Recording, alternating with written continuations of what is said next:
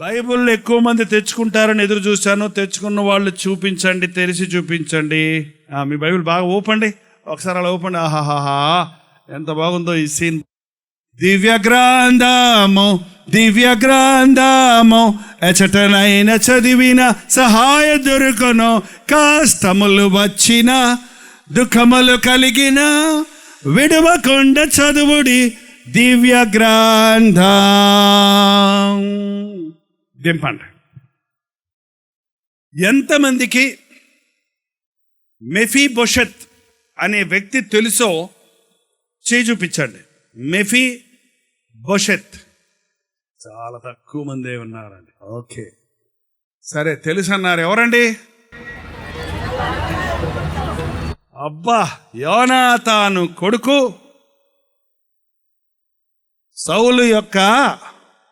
సౌలు రాజు యొక్క మనవడు. ఏంటి ఆయనలోని విశేషత?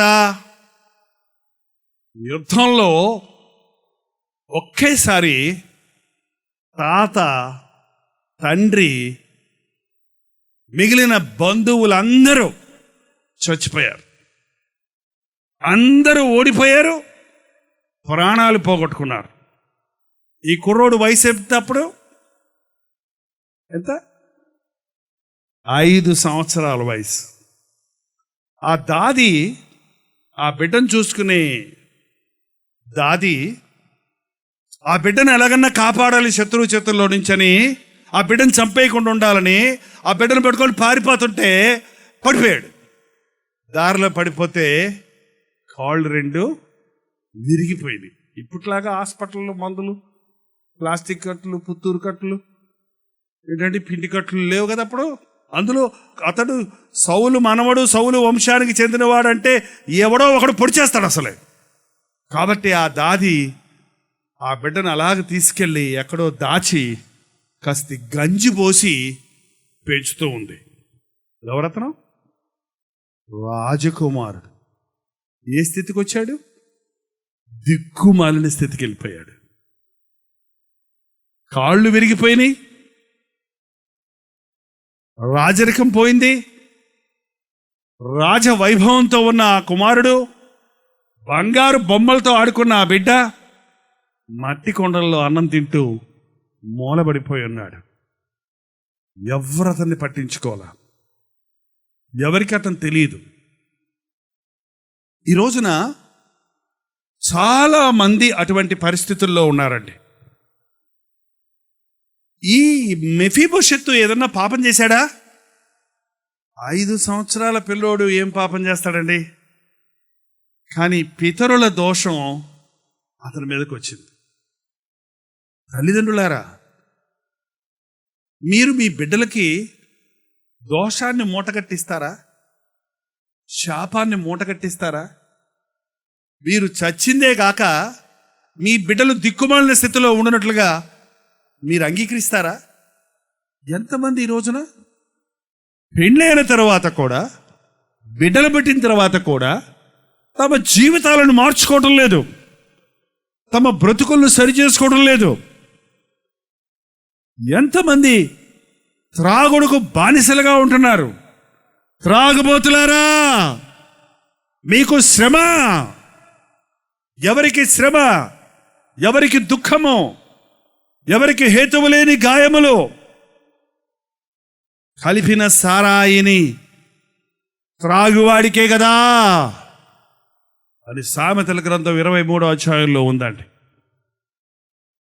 శ్రమ, దుఃఖం, బాధలు.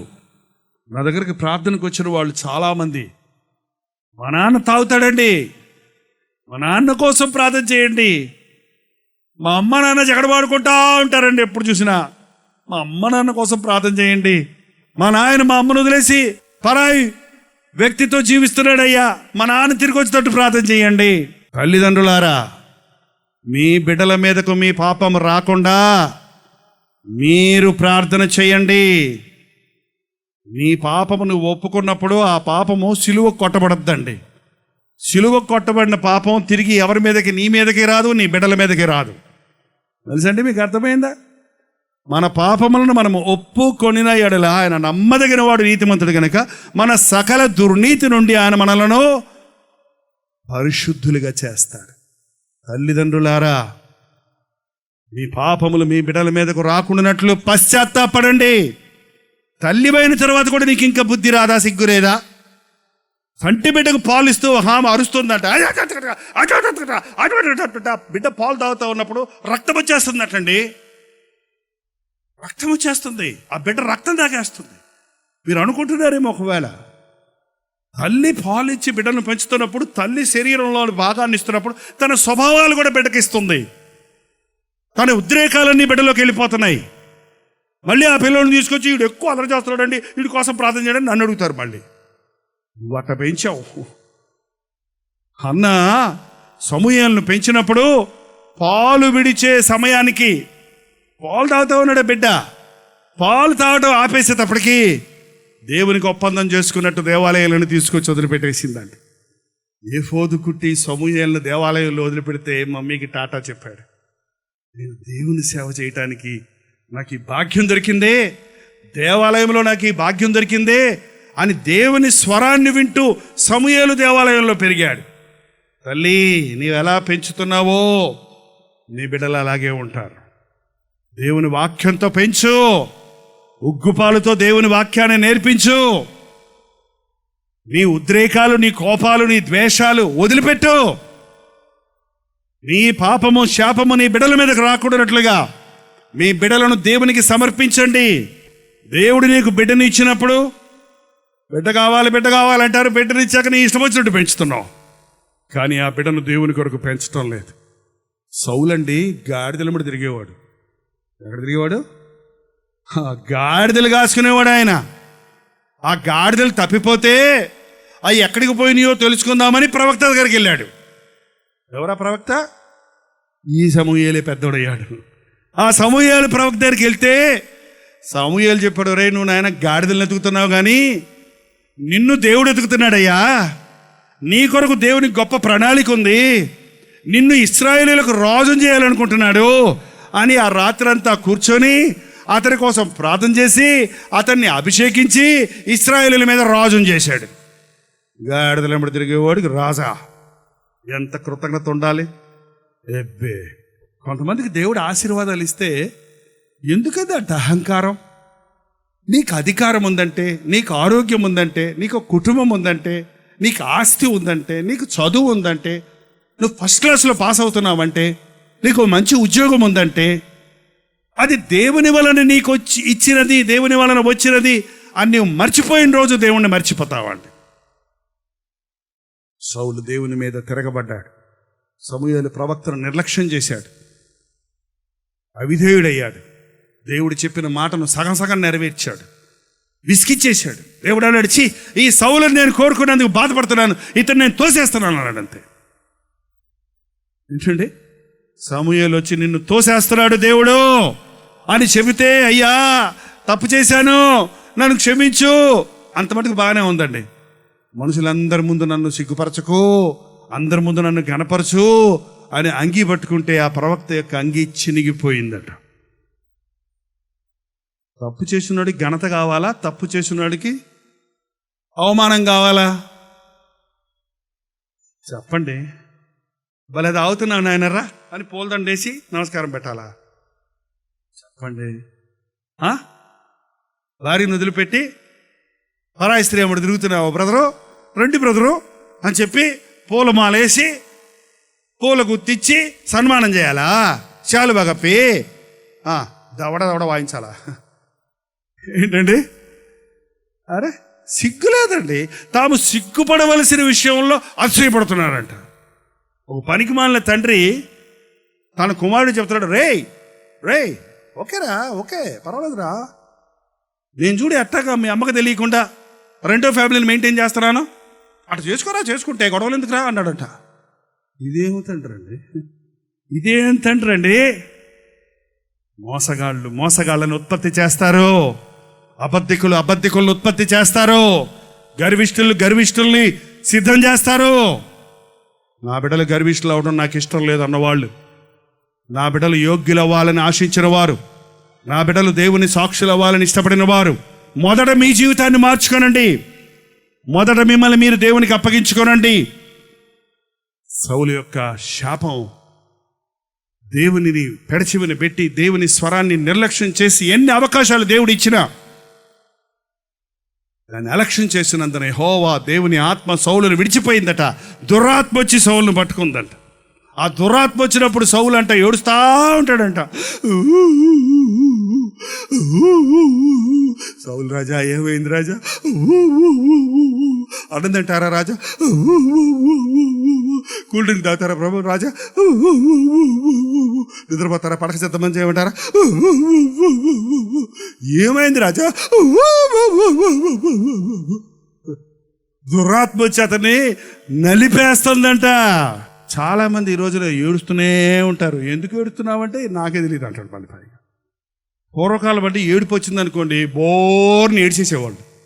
పెద్ద సరువు బోర్ ఏడ్చేసి ముక్కంతా సీదేసి కళ్ళన్నీ తుడుచుకొని హాయిగా కాస్త తేలికయ్యేది. ఇప్పుడు అట్ట కాదు, ఆడవరం స్టైలు. ఎందుకు ఏడుస్తున్నావు? ఏం లేదు. ఏంట్రా అంటున్నావు? ఏం లేదు అనేటప్పటికి ఏమైపోయింది లోపట? డిప్రెషన్ అనే మాట ఇప్పుడు ఎక్కువ వినపడుతుంది. కృంగుదల. తల్లిదండ్రులారా మీ బిడ్డలు జాగ్రత్త. ఒక్కొక్కసారి అండి తల్లి ఏడ్చి ప్రార్థన చేస్తుంటుంది బిడ్డ కోసం, కానీ తండ్రి ఇష్టానుసారంగా బ్రతుకుతుంటాడు. ఆ తండ్రి యొక్క శాపం బిడ్డ మీదకి రాకుండా ఆ తల్లి కన్నీరు కారుస్తుంటుంది. అలాంటప్పుడు ఎవరు జయిస్తారనుకుంటున్నారు మీరు?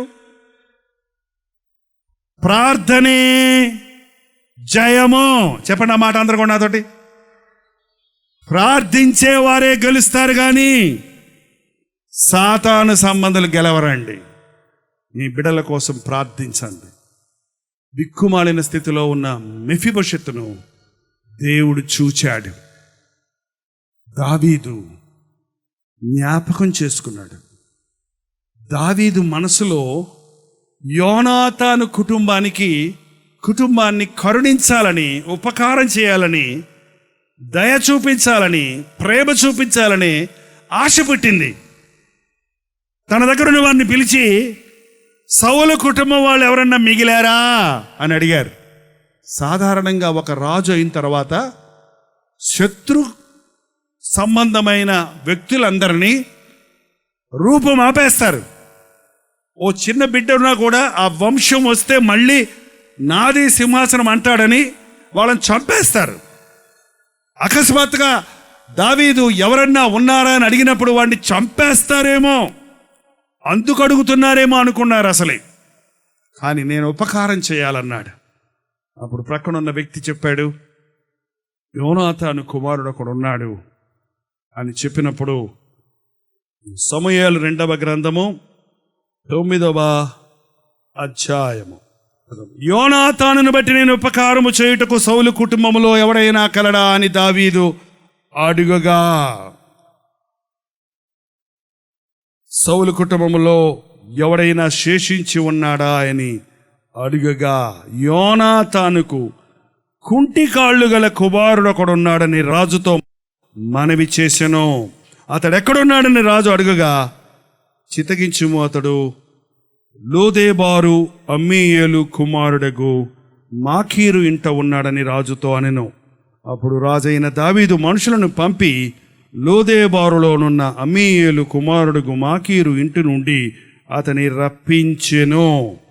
సౌలు కుమారుడైన యోనాతానుకు పుట్టిన మెఫీబోషెతు దావీదు నద్దకు వచ్చి సాష్టాంగ నమస్కారము చేయగా, దావీదు మెఫీబోషెతు అని అతన్ని పిలిచినప్పుడు అతడు చిత్తము, నీ దాసుడనై ఉన్నానెను. అందుకు దావీదు, నీవు భయపడవద్దు, నీ తండ్రి అయిన యోనాతాను నిమిత్తము నిజముగా నేను నీకు ఉపకారము చేసి నీ పితరుడైన సౌలు భూమి అంతయు నీకు మరల ఇప్పింతును, మరియు నీవు సదాకాలము నా బల్ల యొద్దనే భోజనము చేయుదువని సెలవిచ్చెను. మెఫీబోషెతును రప్పించినప్పుడు దావీదు అంటున్నాడు, మెఫీబోషెతు భయపడకు. మెఫీబోషెతు వణిగిపోతుండుంటాడు. రమ్మన్నాడు దావీదు అని అడిగితే ఎందుకు రమ్మన్నాడు అనుకుంటాడు? చంపేయటానికి. ఎందుకంటే శత్రువు కుమారుణ్ణి నేను.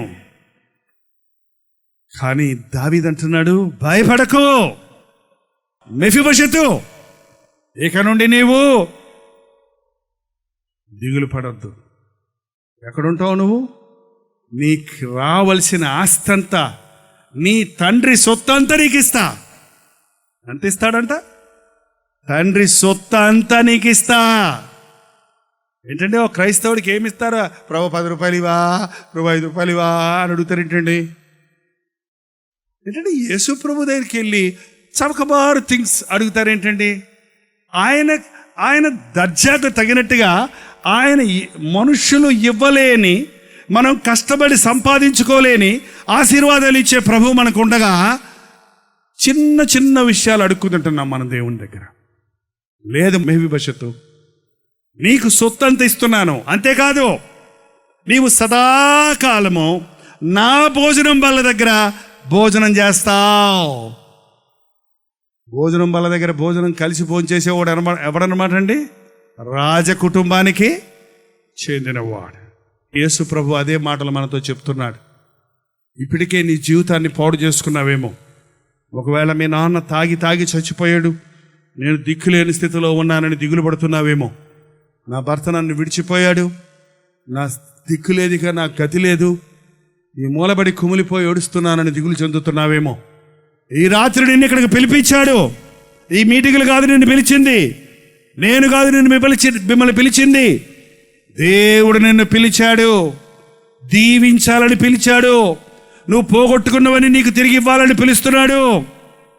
భయపడకు, నీ పాపములు నేను భరించాను, నీ శాపాన్ని నేను భరించాను, నిన్ను స్వస్థపరిచే యెహోవాను నేనే, నీ భారాలు భరించే దేవుడని నేనే. నువ్వు నాకు ద్రోహం చేశావు, నువ్వు నా మీద తిరగబడ్డావు, నువ్వు నన్ను నమ్ముకోలేదు, కానీ నిన్ను ప్రేమిస్తున్నాను, కానీ నా కృప నీకు చూపిస్తున్నాను. యేసయ్య కృప అండి, ఈరోజు అది అంశం అండి. యేసయ్య కృప ఎంత గొప్పదంటే, అసలు కృప అంటే ఏంటో ఎంతమందికి తెలియదో చేయొద్దండి. పోనీ ఎంతమందికి తెలుసో చేయొద్దండి. ఏంటది? ఏంటో చెప్పండి చూద్దాం, ఒక మాట చెప్పండి అమ్మా. ప్రేమ అంటే కృప, కృప అంటే ప్రేమ. నెపోలియన్ చక్రవర్తి దగ్గరికి ఒక తల్లి వెళ్ళిందట. అయ్యా నా కుమారుడు క్షమించండి అయ్యా, ఉరిశిక్ష చేశారంట, నా కుమారుని క్షమించండి అయ్యా అంటే నెపోలియన్ అన్నాడు, అమ్మా చాలాసార్లు క్షమించాను, ఇక క్షమిస్తానికి లేదు, చాలాసార్లు క్షమించాను, ఇక కుదరదు. అయ్యా అయ్యా అయ్యా అయ్యా కనికరించండి అయ్యా, కృప చూపించండి అయ్యా, దయ చూపించండి అయ్యా అంటే రాజు అన్నాడు, చెప్తున్నాడు కదమ్మా, వాడు దయ చూపించడానికి అర్హుడు కాదు అంటే ఆ తల్లి కన్నీటితో అంటుందంట, అయ్యా దయ చూపించడానికి కూడా అర్హత కావాలా? అర్హత లేని వారికే కదయ్యా దయ చూపించాల్సింది అంటే నెపోలియన్ చక్రవర్తి అదిరిపోయాడంట. అవును కదా, అర్హత లేని వారి మీద దయ చూపించటమే, అర్హత లేని వారిని క్షమించటమే, అర్హత లేని వారిని ప్రేమించటమే, అయోగ్యమైన వారిని క్షమించటమే దయ చూపించటం. ఏ మాత్రం మెఫీబోషెతుకు అధికారం లేదు అక్కడ. శత్రువు యొక్క కుమారుడు, ఏ మాత్రం అతడు యోగ్యుడు కాదు అక్కడ రాజుగారి బల్ల దగ్గర కూర్చోడానికి. కుంటోడు, ఏ విధంగానూ అతనికి యోగ్యత లేదు, కానీ అతని మీద కరుణ చూపించాడు. నీకు నాకు ఏ యోగ్యత లేదండి, నీవు దిక్కుమాలని స్థితిలో ఉన్నావని. యేసయ్య లేని వాళ్ళు ఏం లేదండి వాళ్ళకి. ఇంకా మీరు ఎన్నన్నా చెప్పండి, యేసు ప్రభువు లేనివాడు జీవితం సున్నా. ఎన్నున్నా నిత్య నరకానికి పోవలసిన పరిస్థితి నీకుంది. మరణించిన తరువాతే శాశ్వతమైన జీవితం ఉంది. యేసు ప్రభు నిన్ను క్షమించడానికి సిలువలో తన ప్రాణమిచ్చి, తన రక్తాన్ని చిందించి నీవు పొందవలసిన దెబ్బలను ఆయన పొంది, నీ ముఖం మీద పడవలసిన ఉమ్మి ఆయన ఉమ్మి వేయించుకొని, నీ పాప భారమంతా కలువరి సిలువ వరకు తీసుకొని పోయి ఆయన సిలువలో యాగం చేశాడు. మనం ఇంకా శత్రువులు ఉండగానే, మనం ఇంకా బలహీనులు ఉండగానే, మనం ఇంకా ఆయన్ని ఎరగక ముందే, జగత్పునాది వేయబడక ముందే, రక్త ప్రోక్షణ లేకుండా పాప క్షమాపణ జరగదన్న మాట నెరవేరినట్లుగా మనందరి పాపముల కొరకు దేవుడు గనక ఒకేసారి నిర్దోషము నిష్కలంకమైన రక్తమును చిందించి పరిహారం చేశాడు. ఈ రోజున ఆయన నామంలో మనకు రక్షణ ఉన్నది. పోగొట్టుకున్నవన్నీ నీకు తిరిగిస్తాడు. మెఫీబోషెత్తు భయపడకు, నీవన్నీ నీకు ఇస్తానయ్యా, నీవెప్పుడు నాతో ఉంటావయ్యా, ఎప్పుడు నా భోజనం బల్ల మీద ఉంటావయ్యా. అదే మాటలు ఈ రోజు నాకు చెప్తున్నాడు యేసు ప్రభు. నీకు అన్నీ ఇచ్చారు, బుద్ధి విజ్ఞాన సర్వ సంపదలు నాలో ఉన్నాయి, అన్నీ నీకు ఇస్తాను నేను. అంతేకాదు నీవెల్లప్పుడూ నాతోటే ఉంటావు. ఈ లోకంలోనే కాదు, ఈ లోకం విడిచిన తర్వాత కూడా నా రాజ్య వారసుడుగా యుగ యుగాలు తరతరాలు నాతోటే ఉంటావు అని ప్రభు నిన్ను పిలిచి నీకు చెప్తున్నాడు.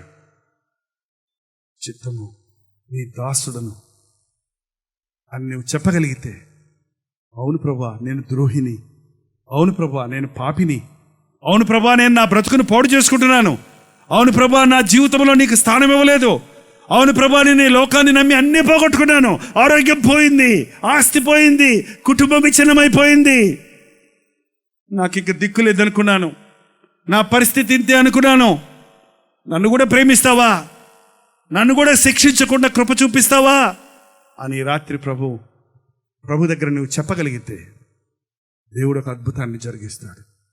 ఈ రోజు నుంచి మన జీవితాలు మార్చుకొని మన కొరకు కాక మన కొరకు మరణించిన మన ప్రభు కొరకు బ్రతుకుదామా?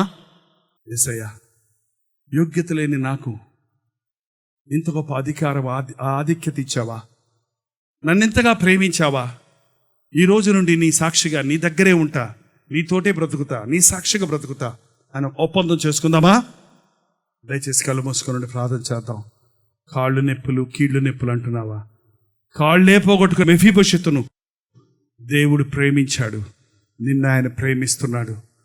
దిక్కుమాలిన స్థితిలో ఉన్నాను, అమ్మ లేదు, నాయన లేదు అన్న స్థితిలో నీవున్నావా? నిన్ను తల్లిదండ్రులు విడిచినా విడివని దేవుడు ఉన్నాడు. నీ పాపములు నీ బిడ్డల మీదకు రాకుండా తల్లి తండ్రి నోరు తెరిచి ప్రార్థన చేయండి.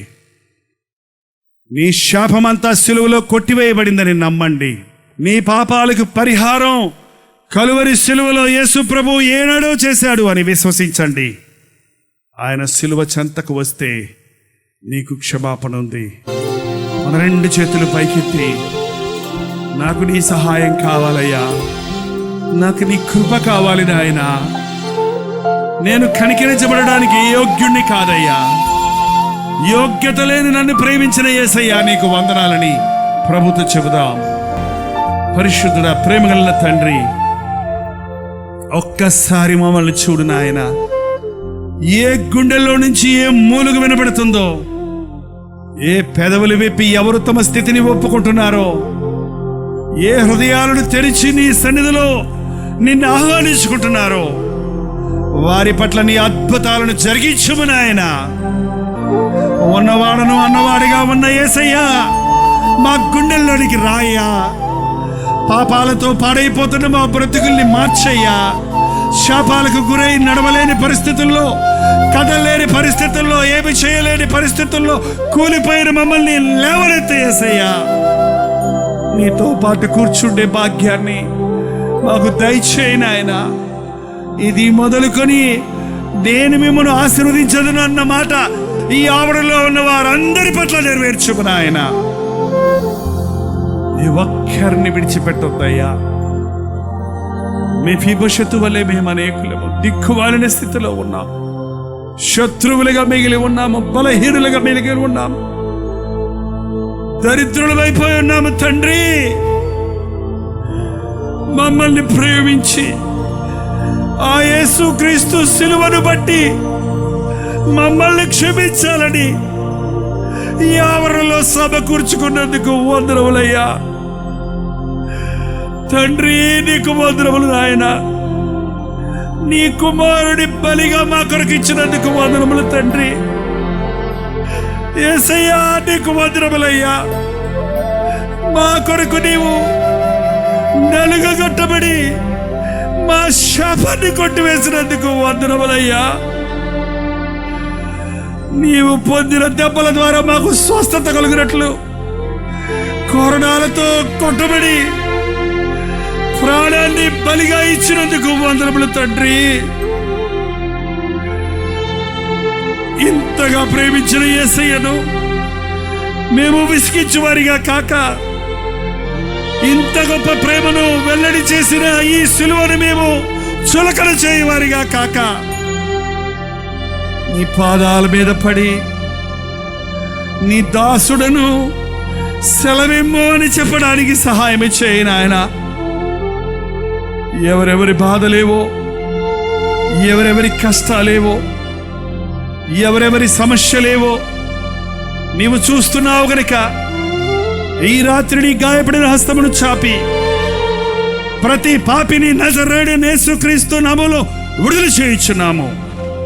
ప్రతి తాగుబోతును ఈ రాత్రి వారికి చివరి రాత్రిగా మరి ఎన్నడూ మద్యము ముట్టకుండానట్లు ఒక అద్భుతాన్ని జరిగించుము తండ్రి. బిడ్డల ఒడిలో పాపం లేస్తున్న తల్లిదండ్రులు ఇప్పుడే ఇక్కడే పశ్చాత్తాపడి నూతన వ్యక్తులుగా మార్చి వారి బిడ్డల కొరకు ప్రార్థించే తల్లిదండ్రులుగా చేయి నాయన.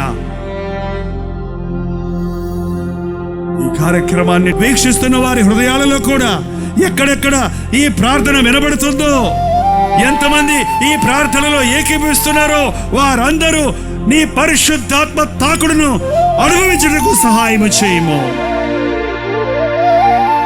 ఈ రాత్రి నా యేసయ్య నన్ను దర్శించాడు, నా యేసయ్య నన్ను ఆదరించాడు, నా ప్రభువు నన్ను క్షమించాడు, నా భవిష్యత్తు ఏమైపోతుందో అన్న అయోమయ పరిస్థితుల్లో ఉన్న నాకు ఒక గొప్ప నిరీక్షణ చూపించాడు అన్న ధైర్యంతో, విశ్వాసముతో, వాగ్దానముతో, ఆశీర్వాదముతో, విడుదలతో, సంతోష సమాధానాలతో తిరిగి వెళ్ళినట్లు నీ కృపను కుమరించుమని యేసు క్రీస్తు నామంలో అడుగుచున్నాము తండ్రి.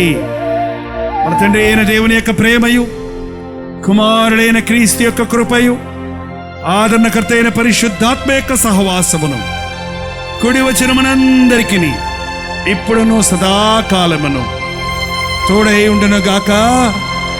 ఆమేన్, ఆమేన్, ఆమేన్.